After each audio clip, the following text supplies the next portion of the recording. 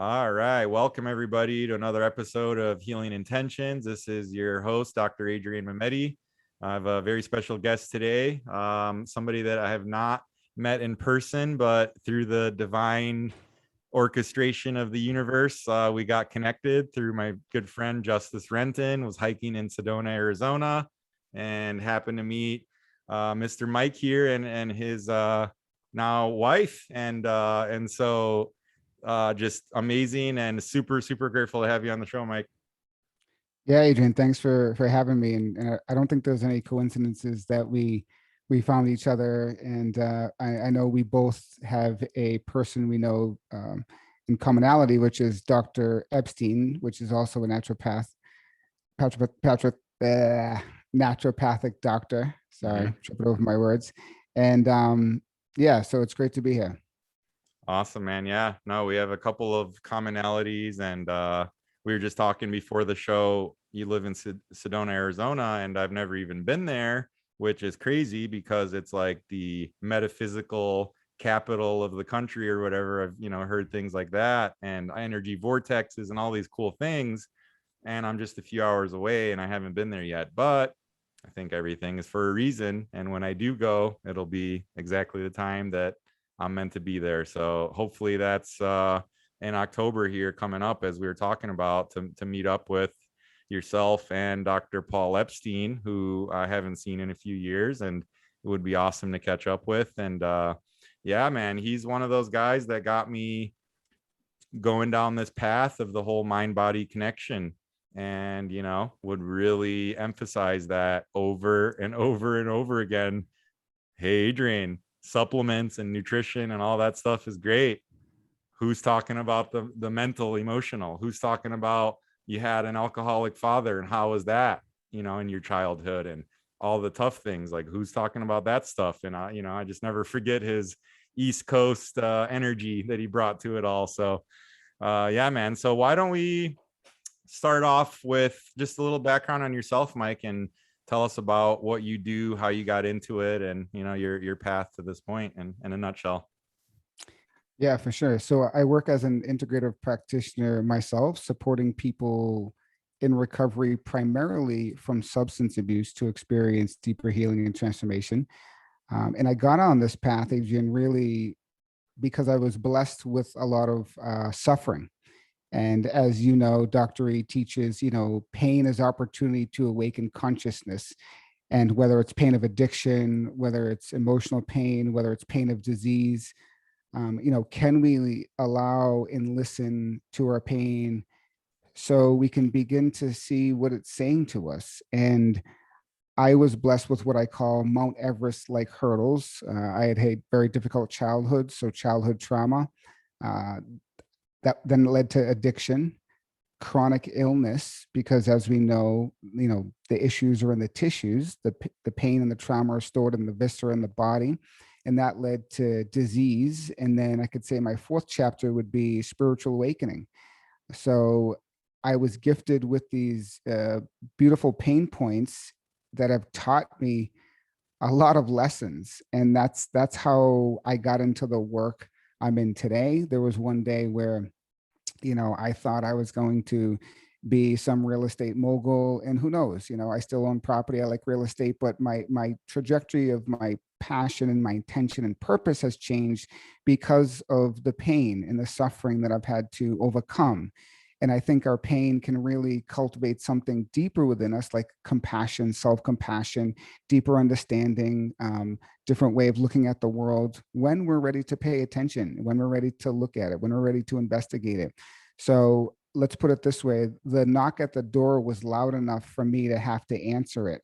And that was through illness. And that's what led me to do the work I do today. Wow. Yeah. Well said. And like we, Dr. E says, and heard it many places, pain is a teacher. That pain is there to teach us something. It's just whether we're ready to listen or not, and ready to, take the action and apply those lessons in our life. And really interesting how you said you were kind of had these visions of becoming this real estate mogul, and now your career is a bit different than that. And I can really relate because I went into undergrad as a finance major, and I was like, I'm going to make a lot of money. I don't want to be old and be a doctor like I always wanted to be in my life. I switched careers, and I, got more short-term minded and about the money and about, I want to, do this and forget about being a doctor. And I did that path for a little bit, but then the life took me right back to the path of a different way of a different kind of a doctor with natural healing, and kind of putting all of those things together now, all my life experiences and everything to make me who I am now today and what I can offer to the world. So that's really awesome, man. And how you kind of applied all those tough lessons, like you said, the knock came at the door and you're ready to answer it. Yeah, I think we all get a call too. We all get the call, maybe as Joseph Campbell would say, in the hero's journey. And as like you said, there was part of you that wanted to be this finance guy, but inside something was still calling you to come back to being a doctor. Once again, is there a bigger, you know, is there a bigger thing at play here? I mean, I don't know, but it's like if we don't listen to ourselves, that real, true, authentic self, boy, do we suffer. And it's really about just checking in. And sometimes, at least for me, I've had to bang my head along a lot of signposts along the way for this guy to listen. And finally, I had to listen, and it was the greatest thing that ever happened. Yep. That's amazing. That's amazing. So the topic of addiction is, it can be controversial. It's so deep.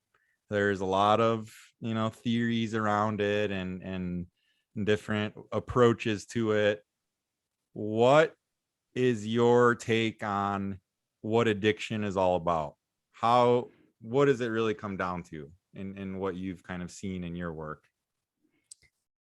Yeah, I really think an addiction is a response to pain. It's a response to trauma. It's a response to the emptiness and loneliness that we feel inside. And you know, it is a complex topic, and there's many parts to it. We can look at genetics. Do we have is it genetic based? Well, once again, through epigenetics, like 1% of our genetics show our destiny. But it's like, with addiction, can we be predisposed to having genetics that allow that to birth? Sure. But once again, how were we treated? Like you said earlier, was your mom an alcoholic? Was your dad an alcoholic? Did you experience severe trauma? How was your attachment, your relationships? And I think from my experience, and my own personal experience, is an addiction was an attempt to escape the pain. It was an attempt to feel okay in my skin, and it led to doing things with people, places, things that weren't good for me. And yet I think many addicts, even in recovery, beat themselves up for what they did when they can't see the bigger picture, which was, as Dr. He would say, how is your biography linked to your biology? Right? What is about the story that you grew up in, the story that you lived through, and how it lives on in your body, whether it's mental health, whether it's addiction, whether it's chronic illness. It's like, so for me, I think an addiction is a response. It's a maladaptive response to pain. And I think when we begin to do our deeper healing work, actually, it's not that I think, I know, because I'm living it. When we do our deeper work and we heal the trauma, which in my case, or in any case, I'm speaking of the activation, the dysregulation that's in your nervous system. When you begin to restore that nervous system to balance and coherence, you don't find yourself searching around for everything. Now, we can even like go a little bit deeper, like, because this is a great topic and one that I kind of live on the edge with, which is once an addict, always an addict. I'm not sure about that, like, Mm-hmm. so I know your podcast is super open, and you said if you're closed-minded, you probably wouldn't fit on this thing. So I'm extremely open-minded, and I'm in the point in recovery where I kind of want to talk real vulnerably and openly, if I may, on the show. Please. Is I've explored with plant medicine and MDMA assisted psychotherapy, I don't smoke THC cannabis, but I smoke, CBD flower sometimes to relax. Mm-hmm. And do I find myself, looking for MDMA every week? No. Do I find myself looking for ayahuasca or, psilocybin mushrooms? No. Do I think these can be profound tools for people to experience healing? Absolutely. So addiction's a response to pain. We threw a little psychedelics in there and these modalities to support people to heal from that trauma. And I think that's what it's all about, is the healing from that addiction is really discovering your wholeness before what happened to you. Mm-hmm. Yeah, right. And there's many paths, one truth, right? Yeah, Dr. E, paths are many, truth is one, therapies are many, healing is one. And nobody's saying everybody's got to do psychedelics, everybody's got to do this, everybody that. There's many paths to that truth of finding that wholeness within yourself. But for many people, they've become a pretty powerful tool in assisting that awareness and awakening. And it's just like, the classic psychedelics, LSD, psilocybin mushrooms, ayahuasca, all of these things, they are inherently non-addictive. These are not things that you're gonna, when you have these big experiences, you're not gonna go back like the next day looking for more of that. You're gonna take some time to integrate what just happened and what you just experienced, for a while. And they're not addictive. They're quite opposite. That you don't want to be doing them often. And that's kind of the whole point, is that every so often it's kind of like a, check in, kind of see where you're at with your healing, with your growth, and then continue on the path. And then eventually, ideally, right, where you don't need anything externally and it's all within. And that's what all these substances are trying to teach us ultimately, is that, hey, all of this is possible naturally. That whole analogy of walking up the mountain is like with the meditation and the breath work and all of that, it's all possible. It's just walking up the mountain one step at a time. Psychedelics are just that helicopter ride to the top of like, yo, this is what's possible up here. Now go back and do the work yourself. It's not doing the work for you. That's the key. Absolutely. And I think one gift that was given to me was the biggest spiritual awakening and transformation I experienced wasn't with psychedelics. It was through meeting my suffering within stillness, suffering so deeply that I didn't know if I was going to live. And being in that tension birthed a beautiful awakening experience, a mystical experience. And I wasn't on psychedelics. And if we look at the Buddhist, there's according to the Buddhist and Tao traditions, there's 4 doorways into spiritual awakening: death, meditation, tantric sex, and trauma.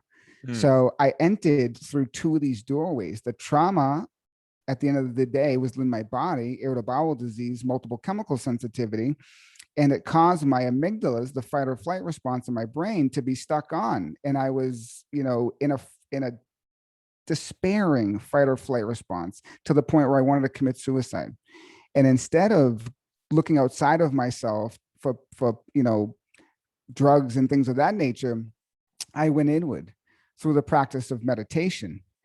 And I had a profound spiritual experience. And once again, like you said, I was like, oh my God, it reorganized the whole trajectory of my life and how I saw the world. And that in that moment, it was tremendously healing. And if you look at the beautiful work of Joe Dispenza, Dr. Joe Dispenza, he's no better. There's no better man that explains this than him. Like, that's what happened. And literally my cells begin to respond. Irritable bowel disease began to leave, right? Yep. Multiple chemical sensitivity began to tame down, and I began to heal just by shifting my consciousness. 100%. And that's that mind body connection. And it makes sense. Multiple chemical sensitivity, meaning that like you would get super sensitive extremely from multiple different chemicals, and that can be a tough illness to deal with, for sure. But why would your body be responding that way? You know, it's like, what's really going on? Is it the chemicals, or is it deeper than that? It's like, why is your body specifically responding to those chemicals that way? Yeah, for sure. And that's a question that I still don't know all the answers to, but I can tell you one thing. When I went into the doctor's office with a colon that was fully ulcerated, I got diagnosed with universalis ulcerative colitis. The doctor didn't put his arm around me and say, "Hey, Michael, tell me what you lived through. How did your whole colon get ulcerated at 25 years old?" I can tell you, Adrian, that that didn't happen. But if I told you my story in my childhood, you might say, "Oh, well, I could see why there might be a few ulcers in that colon of yours." So once again, the disease turning to disease, the imbalance, right? When we're stuck in a fight or flight or dorsal vagal shutdown response, you might call that depression, anxiety, overwhelm. When that's my day-to-day inhabitants, right, then I'm sending all these pro-inflammatory signals to my body. I'm sending all these, not as in me as I'm doing something bad, or you. It's this is just what happens. This is the nature of trauma. Mm-hmm. And then we become inflamed. We have, we get diagnosed with all these pathologies and bipolars and da da da. But meanwhile, what's the story? What happened? Yep. Yep. It's as a lot of people know by now, inflammation is the cause of pretty much everything, but what's the cause of the inflammation? And we know it's multiple things, right? Our lifestyle, our diet, our sleep, our, hydration, and all of these things. But lots of people can do those things, and honestly, those things can be easier. You can take care of the diet and work out and all those things, but that's sometimes done as, like Dr. E says, is like, oh, that's fine, but we're ignoring like the big elephant in the room, which is, how's your mental emotional health? How's your spiritual health? That's fine, eat all the healthy food, but if you're not taking care of that, you will have issues still in some way or another. And I've seen that time and time again in my short career already. And from the elders and greats that I've learned from, I mean, their whole 30-40 year career is just one patient after another of that story. It's just it's a really evident link there, that either you see it or you don't. Like, once you see, you can't unsee. Absolutely. And if your thoughts are primarily based in fear, right, and you're constantly living like there's a lion chasing you, and your body's in that sympathetic go, you can't heal. Your body can't function properly. You have to engage the relaxation parasympathetic aspect of the nervous system for the body to return to homeostasis. That's why if you keep, eating the good foods and the supplements, but you don't shift the consciousness of the individual, then yes, I'm sure it makes a difference and they will be making progress, but mind as healer, mind as slayer, right? There's a great book, Mind as Healer, Mind as Slayer. So I think Dr. Porter said something like negative or self-talk can change over 2,300 genes or something. I don't know the exact number, but it was amazing to say, oh my God, like self-talk alone can trigger that many genes. It was just phenomenal. So yes, how are you relating to your inner world? How are you relating to your outer world? And have you done your deeper work so you can find the present moment and not be chased by all these lions that are probably not even there, but maybe memories and remembrances of the past? Mm-hmm. Yep. And we live in this sympathetic dominant world, stress, and you look at the news and it's all just fear, and it's all just, go, go, go. We got to go. We're in a rush and traffic, and oh my God, got to work. And it's like, we're another thing Dr. E said that I got from him. We're human beings, not human doings, Yeah. you Yeah, know? that was, yeah, totally. I get it too. Yeah, exactly. Yeah, yeah. So what are your favorite things to do to put yourself back in that parasympathetic dominant mode? I know there's so many things, but what do you like to do and what do you like to recommend for people? Yeah, so I think one of the most powerful things you can do is build a relationship with your breath. This process of breathing is this very autonomic process that keeps this body alive. You know, when people say the breath of life, that's life. And there are some people that live a whole lifetime without even taking a mindful breath. Now, when you become a meditator, I hope you all become meditators. You know, you're engaged with your breath and you're using your breath as an anchor for attention. And in that process, you're connecting with life again, and you're restoring the balance between mind and body. And the breath is the bridge between the unconscious and the conscious, right? The breath, the body breathes itself. But when you bring mindfulness to it, you can begin to settle the mind and you can begin to see things as they are. So, where I'm going with this is breath is key. And if you can begin to develop some sort of self awareness meditation practice, that's it, man. Like the yogis knew all this wisdom, you know, thousands of years ago, just from the processes that still live on today, that are that all this stuff is rooted in, and it's beautiful, and it's timeless wisdom. And to awaken that wisdom within us is just a beautiful thing. And the breath is really the, you know, from relaxation to full liberation, it will take you. So the breath is key. And really nature is key too, you know, forest bathing, Hmm. connecting with the trees, connecting with nature heals. Awesome. Awesome. Yeah, I agree. And another really simple one that I like that is along those same lines is that cold exposure. You know, it's all about that balancing of the autonomic system and that sympathetic, you know, dominance that we're in.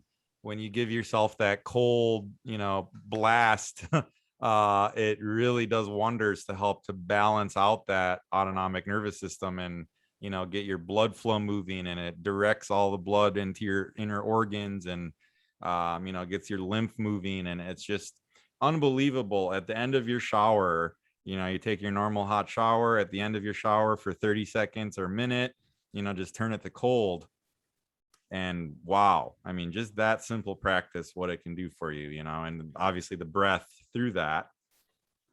Yeah, you need your breath for the cold, huh? Or else you don't stand a chance. Wim Hof will tell you, you know, when you get out there in the ice, Yeah. and you got to use that breath, because that breath is really, you know, doing so many different processes, including help finding that balance and that rhythm there to stay the course in the cold, or else you just check out. But I actually did my first cold plunge here not too long ago with Troy Casey. I don't know if you guys know him. He's an interesting guy. He's a Uh-huh. certified health nut, and we Oh did yeah.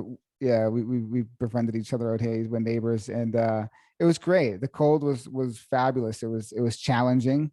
It's made me, it sat me right down. Like, you got to be there. You got to be in the moment with the cold, or else, you know, it's taking you over. So yeah, so many different you know, health benefits from that as well. And saunaing, hot can be good too. You know, Mm-hmm. Sauna is one of the things that I do in my self-care practice too. So yeah, hot and cold therapy is great.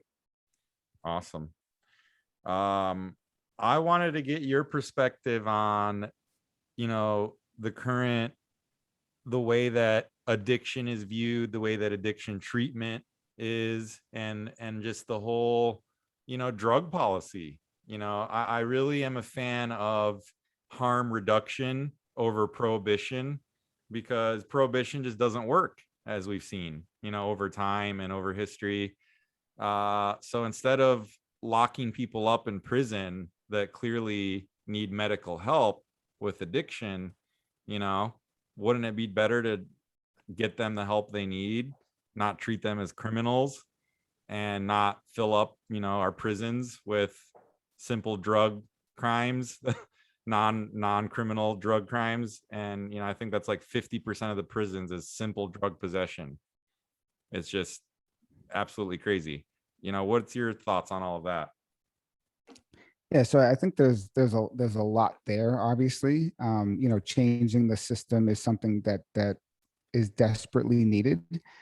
As it relates to the incarcerated men and women who are in there, I would say high 90s are traumatized individuals that probably don't even know that they're traumatized or what trauma is or even how it lives on in them. Right. There's a prison project going on. I forget the name of this woman, but she does the circles, and she brings a compassionate inquiry type modality to the prisoners, and it's beautiful to see. For example, she has everyone stand in a circle, and she says, "Okay, if you had a mother and father that were divorced, step in the circle. If you were physically, assaulted from a parent, step in the circle." And everyone's just stepping in, stepping in, stepping in. And it's amazing. At the end of the day, they look all around, and they're all more alike than not alike, and they've all been traumatized. So, I never went to prison, and I was fortunate. I did activities that probably could have led me there, some small, drug dealing and so forth when I was in my, late teens and so forth. Not proud of that today. But I was traumatized. My buddies who went to prison are traumatized, and to really begin to look at them like human beings, I think is a great first step. And to begin to meet them with a sense of compassion and teach them and educate them about trauma, right? Teach them about trauma and how it resides in their nervous system, how these protector parts show up, right? If you want to talk about protector parts, I mean, just look at a prison. You have to be in a protector part to survive there. And that's a trauma response in itself. So really treating these guys with compassion, educating them, we have to obviously change some policies around, drug policies and so forth like that. But it's, yes, we have to begin to look at the person and understand that there's a lot of layers happening, and it is complex. I don't have the answer to it in this moment, but just really meeting them and treating them as a person is a wonderful step. Now, I worked in 3 major hospitals in Boston, emergency room for the opioid epidemic. Mm. And I would go in there kind of undercover and really work this mind body. Mm. And it was beyond my mind, some of the things that I witnessed, where these doctors had no idea what was actually going on with these patients, but just overlooked them as human beings and just bodies that were taking up beds in their emergency room. And it was really terrible to see that. So I would kind of come in, I would meet them, some of them, if it was appropriate, I would ask them, tell me a story a little bit. What happened? And Adrian, you wouldn't even believe the stories I heard. I'll share one in particular with you. 72-year-old woman, chronic alcoholic. I said, how'd you get in here at 72 drinking booze? Long story short, her husband, the love of her life, went to Vietnam, and his head was he was decapitated by a rotor blade of a helicopter. And then, so that was very painful. Her daughter, she had a daughter, she met a guy who was an alcoholic. Her daughter, her jacket got stuck in the MBTA train. She got dragged by the train and smashed into a concrete post. So she was taking care of her daughter. So long story short, she was dealing with all these traumas. And I said to her, I said, this is enough to make someone drink, right? Like, or I'd ask them, do you know why you're shooting heroin with 3 pairs of sweatpants on, running around Boston Common? And they would look at me and have no idea. And I would say, you're shooting heroin because you're in pain. And then they would look at me like a deer in the headlight and go, oh my God, yes. So going back to people who are incarcerated, going back to, people who are in our emergency rooms, they're trauma victims. They need support. They need to be looked at as a human being, and we need to start bringing in a sense of compassion for them as humans. Yeah, well said. I agree with everything you said. And it's interesting, you mentioned about being in prison as a trauma itself.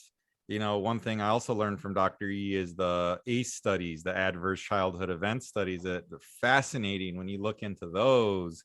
and how much it affects us in our adulthood. If you've had this, as you can look it up, it's an ACE questionnaire, adverse childhood events. And you answer those questions, and one of them is, has anybody in your family, your parent, been in prison before? Because it's that impactful on you in terms of trauma. And your score on the ACE questionnaire, the higher you score, the higher likelihood you have of all diseases, like all cause mortalities. I mean, it's mind blowing. It's mind blowing to look at those studies. And what's really interesting too is it's not just what happened to you, but then the whole resiliency that comes from it, and the resiliency questionnaire that accompanies that. And not only what happened to you, but how resilient were you able to be in the face of that. Because you can have two sons with a alcoholic father. One turns out just fine, and it says, I'll never be like my dad because he's alcoholic, and the other one turns out alcoholic and says, well, it's because of my dad. So it's all about the resiliency and how you respond to what happened to you. So that's something that's super, super interesting that I highly recommend everyone check out. And if you have anything to add to that. Yeah, the ACE questionnaire is amazing, and it's a study of 17,000 participants, adverse childhood experiences. And I'll give you a quick stat. Like Adrian said, 10 questions. If you score a 6 compared to those who score 0, you are 4,600 more times likely to use drugs intravenously. Whoa.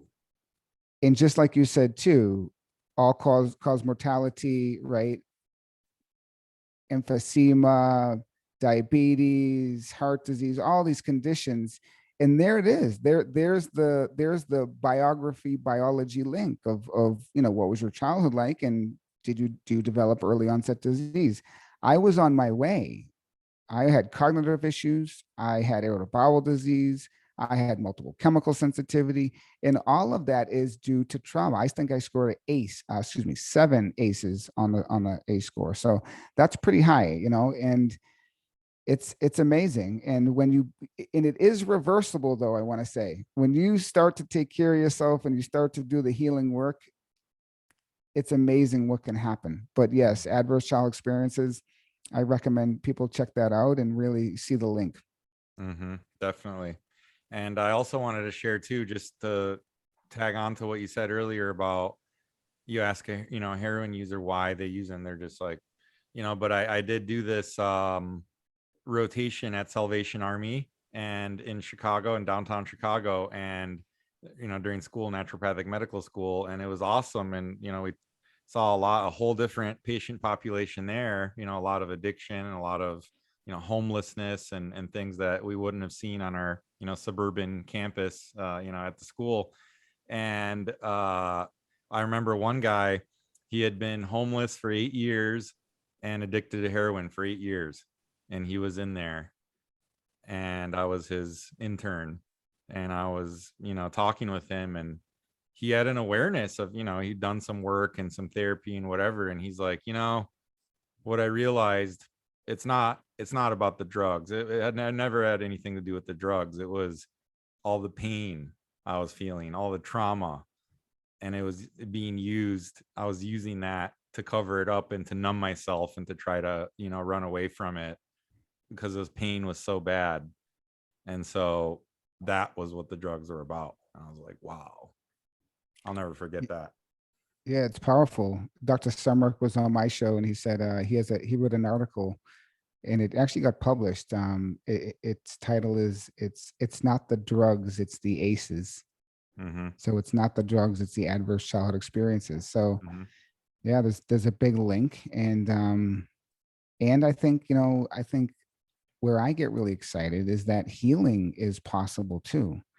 Healing is possible no matter what your story is. The body is amazing, and when you begin to take care of yourself and begin to nourish it and give it what it needs, it comes back to life.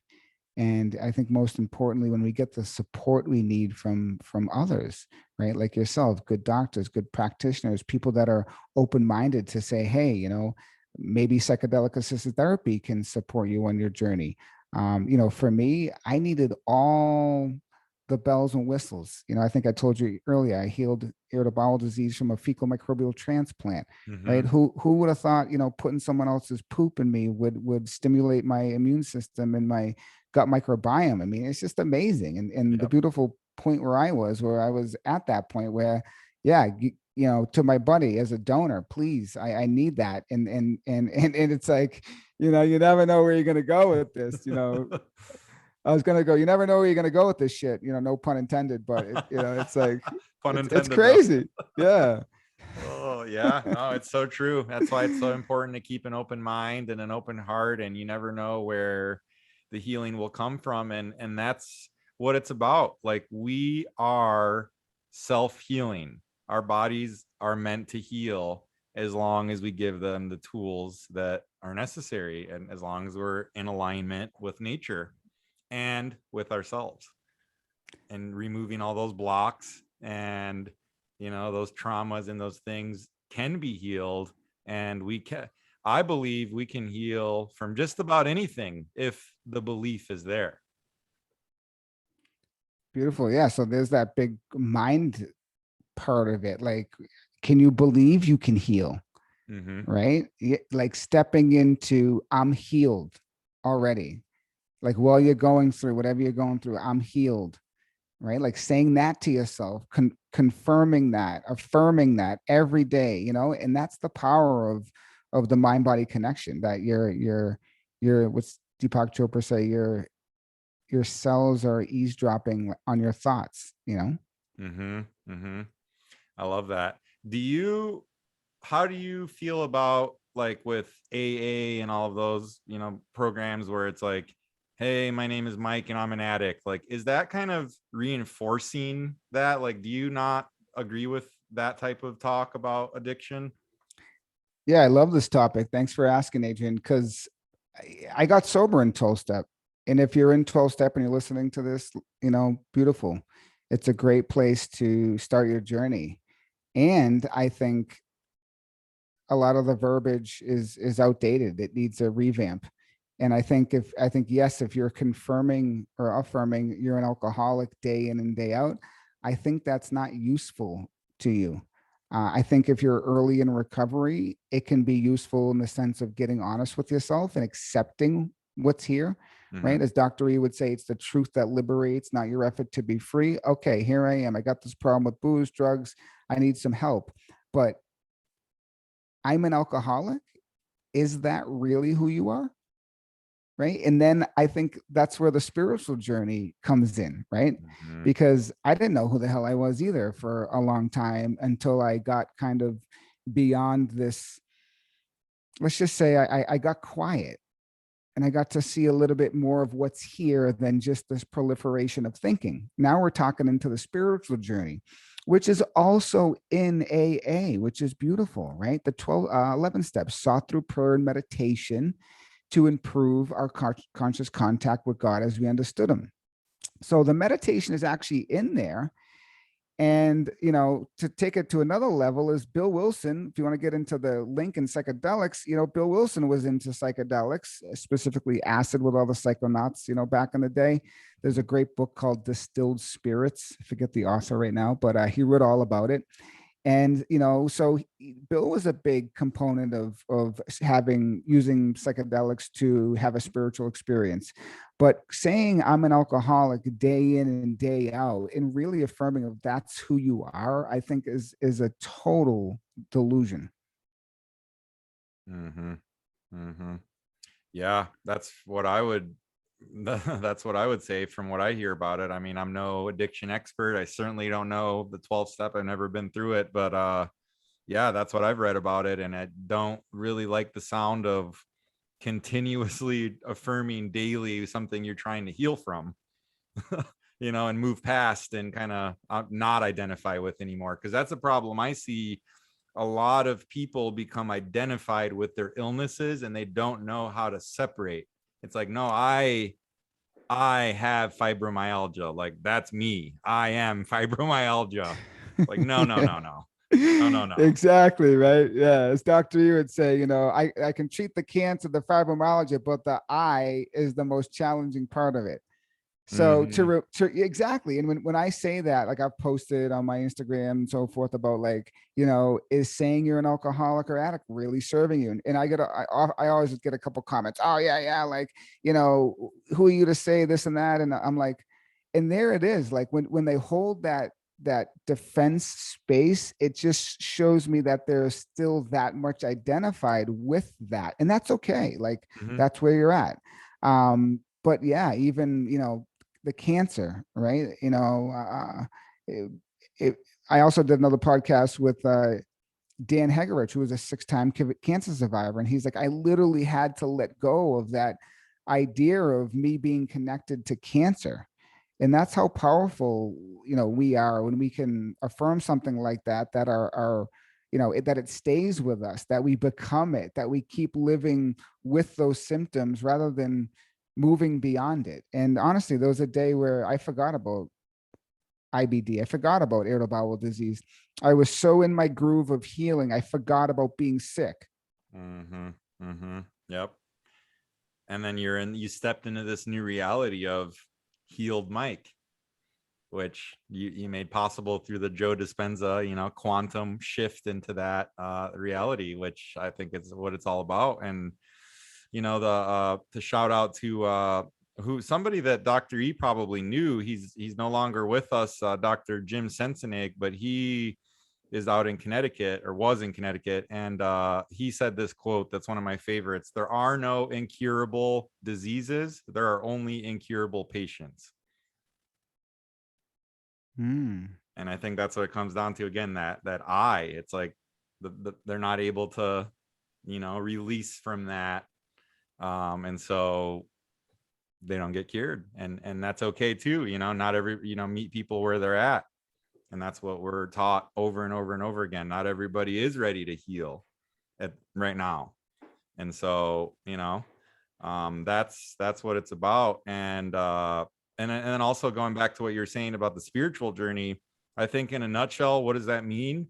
Getting out of your head and the thoughts that we identify with. You are not your thoughts, and getting out of your head and dropping down into your heart, and whatever that means, for you, and the deeper meanings and what resides in our heart. And really, it comes down to get out of the fear and get into the love. And love is really, if I had to put it in one word of what this is all about, it's love and gratitude. Mm. Yeah, and those are high frequencies to be it. I was just looking for a book on my bookshelf while you were talking. Mm-hmm. It's called the Power of Awareness by Neville Goddard, which it's a phenomenal book. I reference to it in the past about the whole identification of things like alcoholic or illness or whatever. And there's a Mm-hmm. quote in there. Not that I'm a big Bible quoter, but Mm-hmm. about Ephesians, that whatever is made manifest comes to light, and whatever follows the I am, we become or remain the same, right?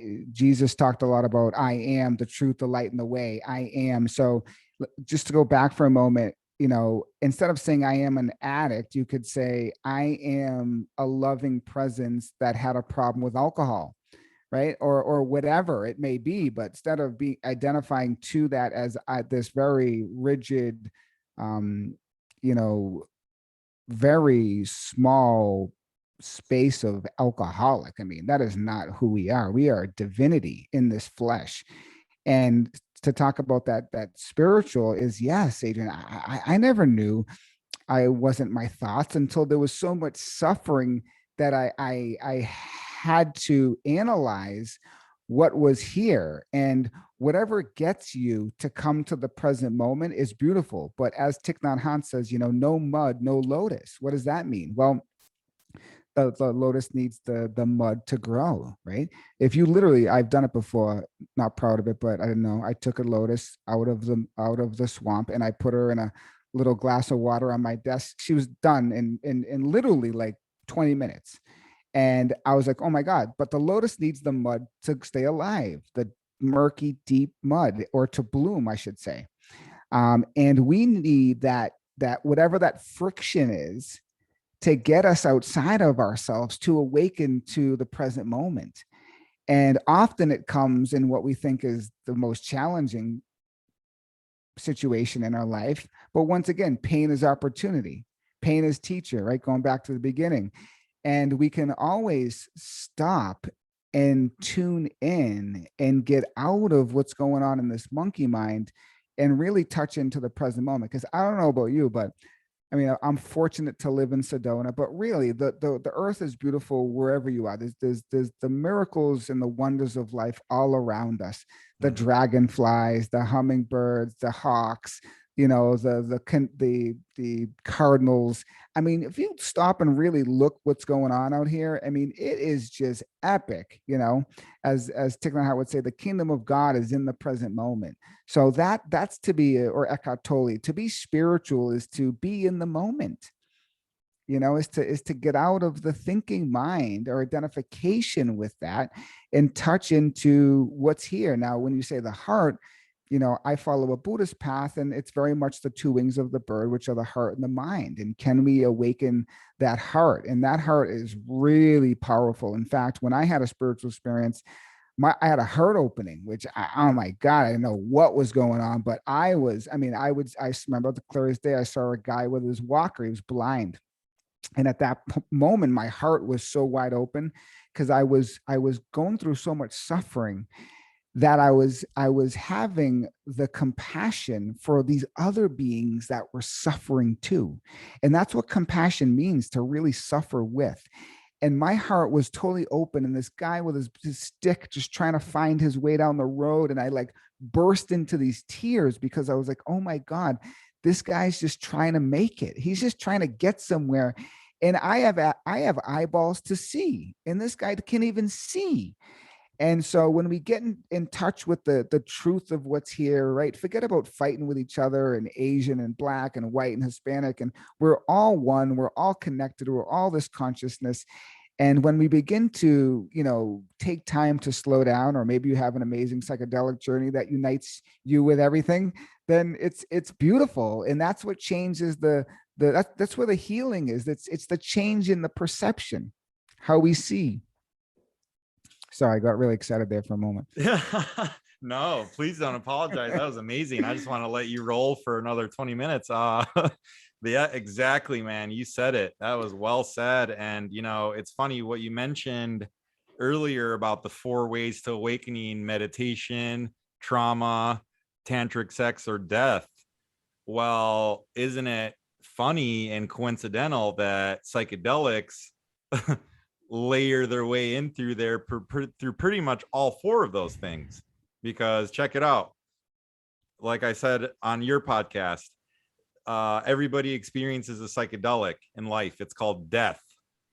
But psychedelics are an opportunity, taking a substance is an opportunity to experience death, like an ego death, and then apply those lessons while you're still living.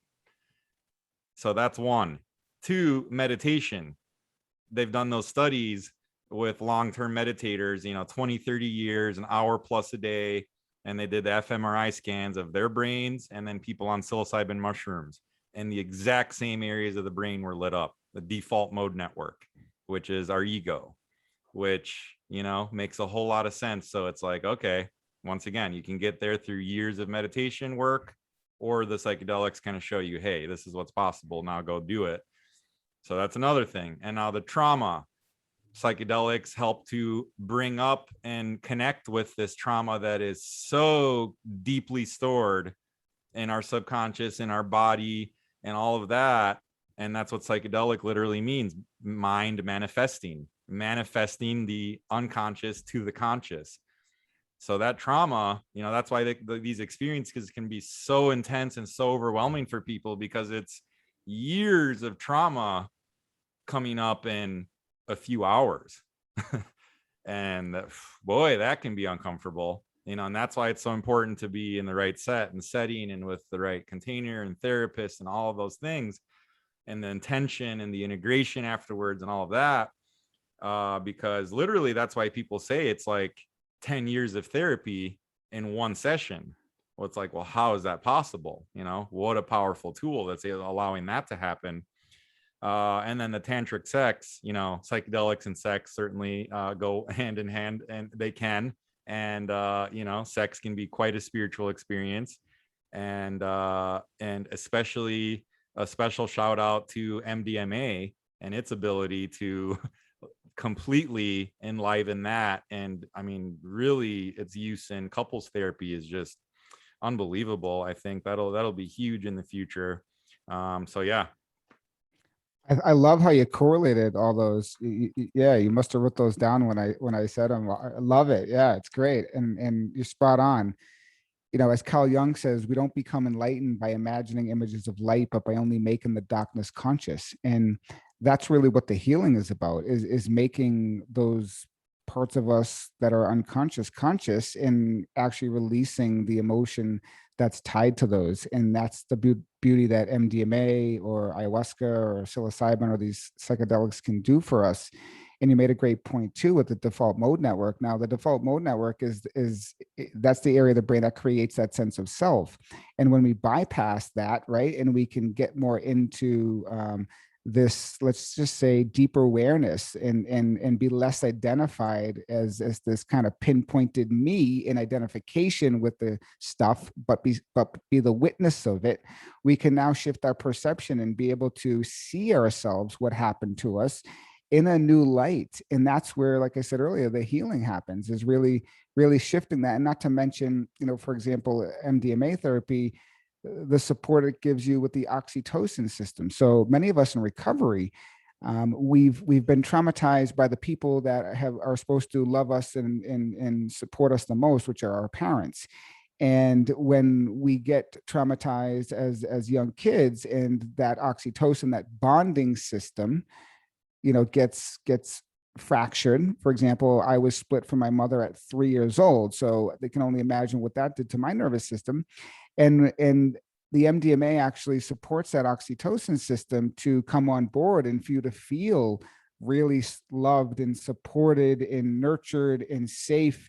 And you can go to those places that you otherwise cannot go, where those protector parts are like, no, no, no, no, no, we're not going here. Well, MDMA is like that beautiful veil of love in between there that just allows it to flow. So I totally believe in psychedelic assisted psychotherapy, but once again, like Adrian said, under the right parameters, right? We just don't, you know, especially in recovery. I'm talking to the recovery community just in this moment. Is I want to really specify, for us, we have to be really careful, because we use these substances to escape. And once again, it comes down to intention. What's our intention behind this? Well, I want to do this MDMA journey to experience what's unconscious, and to reconnect with myself, and to heal. Okay, great. And when we begin to, you know, use these intentionally in the right context, the right setting, dose, guide, substance, I mean, phenomenal things can happen. And I've seen it, you know, even ketamine. I support people out here in Sedona, with Dr. Cunningham, who's an amazing MD. She's a doctor out here and has a ketamine clinic. And I mean, I took my mother from Boston. You want to talk about codependency? Well, you know, part of my work and part of my own healing is trying to stop saving my mother. Well, I've put a lot of effort in, and I've done, it's been great. I've helped her. I think that's part of my karma, and part of it is splitting off from it too. But I brought her out here to Sedona, met her, you know, hooked her up with a bunch of people, including Dr. Cunningham. She did ketamine. And amazing things happen with my mom. And my mom has, you know, deep, complex, you know, PTSD, and I've seen amazing things with meditation, with ketamine, with love, right? Love, you know, and just amazing things. So it's all possible. Yeah, man. Yeah, absolutely. I don't have any personal experience with ketamine. I've obviously read a lot about it. It's huge. There's centers all over. I'm a big fan of the places that support with the integration after. I think that's key, because there are a lot of places out there that, here's your infusion. Okay, now have a nice day. And it's like, whoa, that's a pretty intense experience. And yeah, it can help people, of course, feel better and less depressed and all these things, but much more effective when paired with that integration and all of the, the therapy and everything with it. And that's why the MDMA studies are going so wonderfully right now, because the way they have it set up is, 3 MDMA sessions, but then therapy before and after, male, female co-therapist team. And I mean, MDMA is literally like the perfect molecule for therapy. It lowers your amygdala, so you're able to not get overwhelmed by the emotions of your traumas, but then still talk about them. And then it increases your prefrontal cortex, so you're able to talk about things and think about things better. And and it just busts wide open your heart chakra is just like, you don't have a choice. But Yeah, it's you're it's beaming. open. And that's why it's getting 60% cure rates in this treatment resistant PTSD. That is absolutely unheard of, and why it will probably become a legalized substance for therapy in the United States even before cannabis, which is amazing. Yeah, it is. It's pretty amazing. I'm glad that you have pioneers like Rick Doblin, the founder of MAPS, Mhm. the Multidisciplinary Association for Psychedelic Studies, out there doing the work he's doing. And, really the therapist and the framework that they put together is phenomenal. I think the stat is 67% of people after their third dose per se uh, with the therapy, they don't have PTSD anymore, and that's just amazing. I mean, we need more, and obviously, there's like when we talked about this earlier on my show is. We have a cannabinoid system for a reason. We Mhm. have, these systems that can, take this fungi and break it down and, turn it into other chemicals. So we have these effects. I just read this thing about dolphins, and dolphins, I guess, antagonize puffer fishes. The puffer fish, that's full of venom, and they Uh-huh. they get it to release its venom, and then they swim through it because the venom gets them stoned, and they swim around, and the dolphins do this on purpose to get a buzz off the pufferfish, which I thought was like phenomenal. So, nature plays around, but I really believe that these are sacraments from the divine. And if you read books like The Immortality Key, Stealing Fire, I think Stealing Fire, great book. But yeah, just this new frontier of psychedelics and healing. It's really phenomenal. Absolutely. And I just finished reading Michael Pollan's newest book, This Is Your Mind on Plants. And he talks about opium, mescaline, and caffeine as consciousness changing, plants, and coffee and tea, most popularly, like, widely consumed plants in the world. And they change our consciousness. They do. And people become quite addicted to those things, right? And it's something we just gloss right over. Oh, yeah, whatever. Oh, yeah, morning coffee. How do people talk? How do they sound when they talk about their coffee if they didn't get it that morning? They sound like an addict, right? And so it's like, Or if you took too much, like me this morning, you're like, you get all yeah, revved up, and yeah. exactly. So it's very, very interesting when we talk about changing consciousness and what that really means, and our history of it as humans, and just all the stigmas around it. And it all comes down to the intention, once again, of these plants have been used for thousands of years. Just in these last 80 to 100 years have we been lied to and all this propaganda and stuff. But if you look into the history, there's a lot of it there. So, and I also want to just shout out that MAPS, I feel this close connection to, because they got started in 1986, the year I was born. So I just feel like this extra, like, I'm an advocate and I'm an activist for everything they stand for, because I feel like I'm meant for it. I love it. I love it. And going back to the coffee thing, me and my wife, we got married here in Sedona a few weeks ago, and when I wanted to I wanted to buy an espresso machine.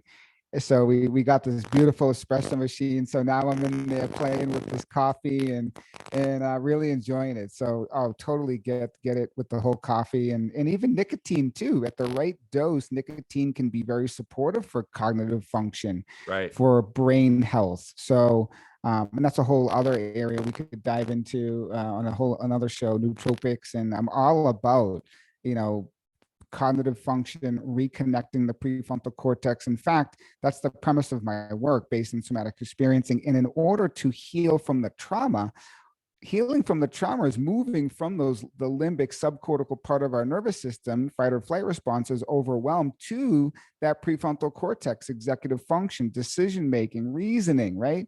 When I talk to people about that, it's like, when we talk about decision making, reasoning, right, does that have anything to do with drug addiction? Of course it does. Well, for you to have that executive function and reason and make decisions, when that's not online, then you're out in the dark. But coming back to all these beautiful plants and molecules, it's just a fascinating time, I think. And a really shout out to you, Adrian, for what you're doing, and there are so many doctors that lay really low. And yet there's a lot that speak up, but you're really out there as a pioneer, integrating your naturopathic, background and your knowledge of cannabis and your work with psychedelic integration. And really, I think it's beautiful because this is the forefront. This is where we're going. But like, really, whether you like it or not, like, it's here. I mean, you probably have a dispensary in your town. MDMA therapy could be legal, could be getting passed by the FDA shortly. Mhm. And I'm just, I'm proud of you and everything you're doing, because it's awesome. Thank you so much, man. Yeah, I realize that what I'm into is a lot of taboo, stigmatized topics, and there's no coincidence there. It all has to do, I think, with my being a Scorpio and being into that, taboo and stuff that's kind of in the shadows, and kind of not talked about. But I've realized that, hey, there's all truth within these things, and all my intention is, like the name of this show, healing intentions, and that's my intention. So I have no fear in talking about these things, because I know that they are the future and they will help the entire world shift the paradigm. Without a doubt. And for me, if you can only imagine too, I'm in the recovery zone, let's just say. And I'm talking about psychedelics, I'm talking about plants, I'm talking about, and these are people that substances have demolished them in their life. And I'm here to say, oh, but wait, a plant or a fungus or a pill might be able to actually support you. So for so long, I was so apprehensive to talk about it. But from my own experience, I know that these are sacraments, and when used in the right context, like you said, they can bring you to the top of the mountain in the helicopter versus, years and years and years of spiritual practice. So it's beautiful. I think we have to continue to be courageous, but also walk that line of professionalism. And most importantly, knowing that our clients, our patients or your patients, my clients, can really trust us and really know that we have space for them. We're holding space for them. We're compassionate with them. And as Dr. E says, the healing happens in the relationship. It really happens in the relationship. So even when you go do MDMA, if you feel like you couldn't trust the guy supporting you, you would be like, the molecule wouldn't be as effective. But when the therapists are there, co-ed, male, female, and you have a safe, supportive presence, and that molecule's there to open your heart up, and you feel like you can, trust, and you feel like you can explore, then, it's just amazing. Truly amazing. And as one of the descriptions of psychedelics, they can be ineffable, which means there's no words to describe them. And really, it's hard to put words to some of these experiences. You just have to experience it. I heard someone say one time, it's like, well, how do you describe being in love to somebody that's never been in love? You can't. It's just, you have to experience it. How do you describe an orgasm to somebody that's never had one? Well, you just have to experience it. So it's a similar type thing. And if it's the right in time, and you're called to it, like we talked about, all the right precautions and everything around it, certainly a path to explore. Absolutely. And there are a lot of credentialed professionals in the field of healing that haven't actually done their own healing work. And it's impossible to transmit that healing or to hold that space if you haven't done it yourself. So it's important that docs like you are showing up in circles, and people like me are showing up in circles, and other professionals are showing up doing their work to actually have that experience. I can't quote verbatim, but Einstein talks about experience, is you need experience over knowledge, right? Textbooks in university can only get you so far, and it's great and it's beautiful. We need that academia part of it, but we also need the shift in consciousness from the practitioner, the doctor, the healer, the whatever it may be, to help that person cross from one shore to the next. Absolutely. And it really is true. I heard it so much before, but I really kind of embodied it and felt that more recently. You can only go as deep with someone as you've gone deep within yourself. And it's so, so true. And, as you heal, others heal. And as they heal, you heal. And that's that, we are all one, connection. And as, you and I are healing, the whole entire planet's healing. And that's why once we reach that tipping point of consciousness, leveling up, I think that's where we're getting to pretty exciting things around the corner. And I think it's really, really soon here, a lot sooner than a lot of people can imagine. So I'm excited. I hope so, because it's definitely a challenging time right now. But once again, hey, maybe we're going through the birth canal, and maybe we're birthing a new collective conscious here. So I'm hoping I'm out here doing my work, and I know you're doing your work. So it's we'll see what happens.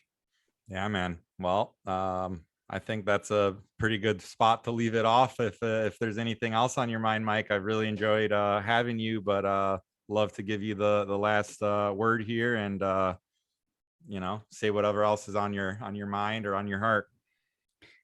Yeah, I think the last thing I just want to say is, at the end of the day, the most important thing we can begin to do is just really check into the here and the now, right? Really just look at our loved ones in the eyes and understand that one day, he or she is going to be gone one day.